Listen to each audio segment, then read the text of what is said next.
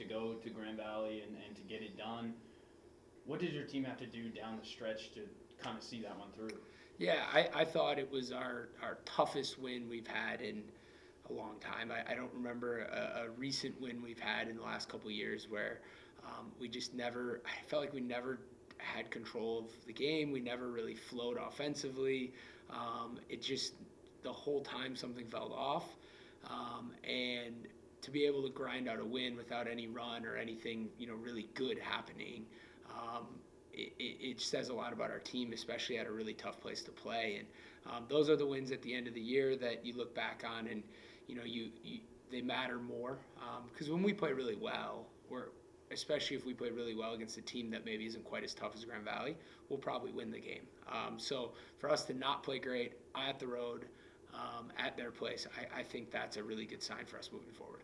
And then, Coach, congratulations, 100th career collegiate win. To do it there at that place, what does it mean about the program and kind of what you build here? Yeah, I think it means more from a holistic picture to do it at Grand Valley. I think, we all know in the league how good they are at everything, and we know what Grand Valley represents to the GLIAC, and, I think that, Northern's catching up in a lot of ways in some different sports, not just with Grand Valley, but soccer's having a ton of success, volleyball's had success, lacrosse, which I'm a little biased, has had some success, but you look at it and I think it's trending in the right direction. And so after having a great year last year, it does feel a little symbolic to get it done at Grand Valley. Yeah, and then building off of that, again, congratulations on the win, but we're also named Coach of the Week by Hootert. Yeah. Tell me a little about what that feels like, to be getting recognition outside of the program, outside of here in Northern Michigan. Yeah, and all that stuff's great. I think it really means that our team is doing special things. 7 in a row is probably not just 2-0 on the road, but 7 in a row is probably partly why we got that award. And I think it's all those things, whether it's Dylan winning Defensive Player of the Week or that stuff. It's great for Dylan, and but to me it's more about it's great for our team that we're now in a position where we're getting recognized for some of those things. And when you win, good individual things follow, and then the flip side of that is when you have individuals like Dylan, you tend to win more. So they go hand in hand, and usually that's kind of how those things work. But yeah, cool award for our team, cool award for our program. Definitely something that is a little humbling when you look at the other names on the list. But I think hopefully we can keep it rolling, and hopefully some of this success doesn't lead to any letdowns. Can you talk a little about the bond of this team? I mean, I see them around campus and stuff. They're always hanging out. Like, you can look at the locker room celebration video. It seems like you guys are a close team, and that's helping you on the court as much as it is off the court. Yeah, it's a great question. It's so rare in college basketball right now.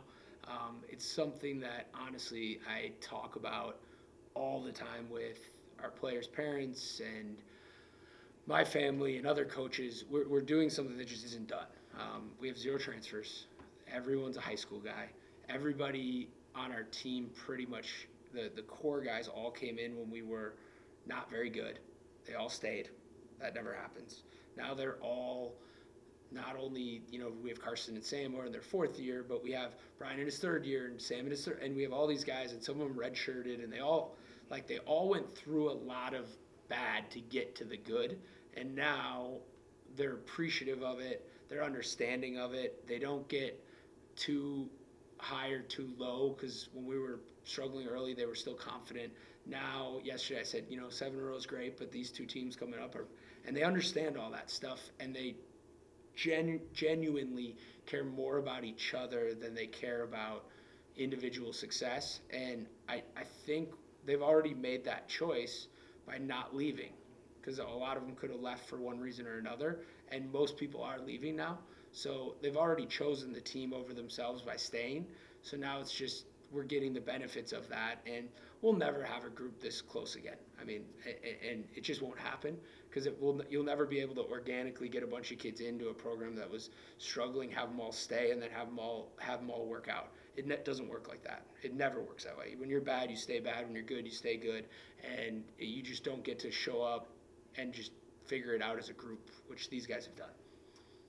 So you got Lake State on Thursday and then Ferris on Saturday. So tell me a little about these two games. How big are they for your team, and what have you been doing to prepare for them?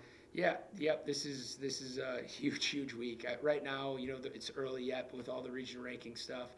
Ferris is probably one, so they'd be hosting the region right now, and then Lake State and us are pretty close, and we'd both be in the tournament, but not squarely in.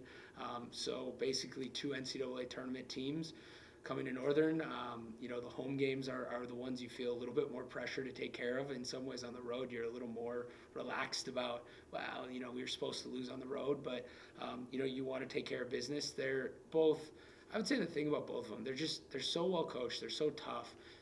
They're programs, they're not teams. Ferris is always Ferris, and Lake State's always Lake State. And the battles we've had with both these guys over the years have always been the opposite of fun for me. I've hated every moment of it. I despise coaching against these two teams in every way. It's zero joy. But then when it gets done and you win, it's really fun. And when you lose, it's frustrating, but it also makes you go, all right, we got to get better. And we're at that point of the year. We want to play teams like this, and we either want to experience the highs of beating a great opponent, or we need to experience some more negativity to try to get better. And I think it's time to play those games.